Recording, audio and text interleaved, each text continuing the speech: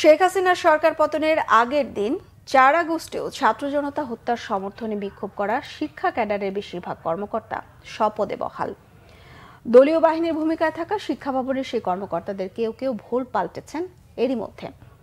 তাদের ১৪ জনকে শোকজ করেছে শিক্ষা অধিদপ্তর। তবে বড় একটি অংশ আলোচনার বাইরে, স্বপদে থাকতে চলছে তাদের নানা তদবির। আরো জানাচ্ছেন ফারুক বাবু।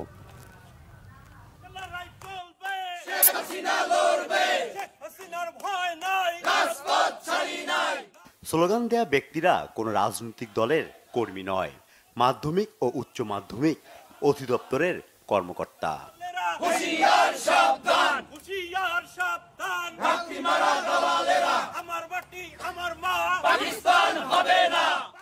কোটা আন্দোলনকারীদের এ যুগের রাজাকার বলায় তখনকার শিক্ষামন্ত্রী মহিবুল হাসান চৌধুরী নওফেলের চট্টগ্রামের বাড়িতে ৩ আগস্ট হামলা চালায় বিক্ষুব্ধ ছাত্র জনতা। এর প্রতিবাদে ও মন্ত্রীর সমর্থনে ৪ আগস্ট দলীয় ক্যাডারের মতো রাস্তায় নামেন বিসিএস শিক্ষা ক্যাডারের কিছু কর্মকর্তা। আচরণ, স্লোগান, বক্তব্য ও বডি ল্যাঙ্গুয়েজেও তারা একজন দলবাজ। চাকরিরত অবস্থায় এমন দলীয়পনার তথ্য জানতে শিক্ষা ভবনে যায় বাংলাভিশন টিম।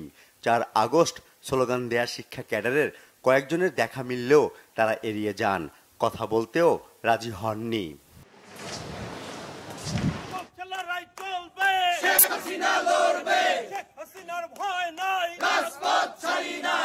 দেশে যখন পুলিশের গুলিতে ছাত্র জনতার লাশের স্তূপ, ঠিক সেই মুহূর্তে সাবেক শিক্ষামন্ত্রীকে খুশি করতে শিক্ষা ক্যাডারের অন্তত ৩০ জন এভাবেই নেমেছিল আওয়ামী লীগের এজেন্ডা বাস্তবায়নে।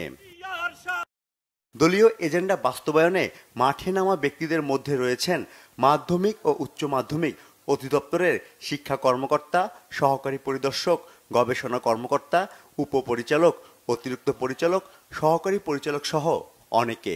অধিদপ্তরটির মাধ্যমিক শাখার পরিচালক সৈয়দ জাফর আলী সহ ৪ পরিচালক ছিলেন এই মিছিলের আয়োজক।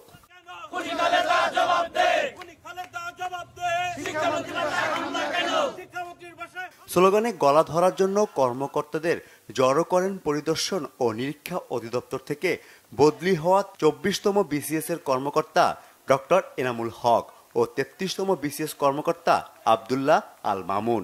খাবারেরও আয়োজন করেন তারা। দলীয় কর্মীর ভূমিকায় থাকা সরকারি কর্মকর্তাদের তালিকা করার কথা জানিয়েছেন সদ্য যোগ দেয়া শিক্ষা মন্ত্রণালয়ের পরিদর্শন ও নিরীক্ষা অধিদপ্তরের পরিচালক প্রফেসর কাজী আব্দুল কাইয়ুম। এটার একটা দৃষ্টান্তমূলক একটা শাস্তি হওয়া উচিত, এই জন্য যে প্রথমত চাকরির বিধির বাইরে তারা এটা করেছেন এবং রাষ্ট্রের বিরুদ্ধেও এটা এক ধরনের কাজ হয়েছে, যে একটা পপুলার মুভমেন্ট হচ্ছিল, যে মুভমেন্টের ফলে একটা সরকারের পরিবর্তন হয়ে গেছে, সেটা তার বিরোধী স্রোতে তারা দাঁড়িয়েছেন। আমরা শোকজের জবাব পেলে আমরা ব্যবস্থা নেব। শোকজ পাওয়া কর্মকর্তাদের ভূমিকা জানার কাজ শুরু হয়েছে এরই মধ্যে। ফারুক বাবু, বাংলাভিশন, ঢাকা।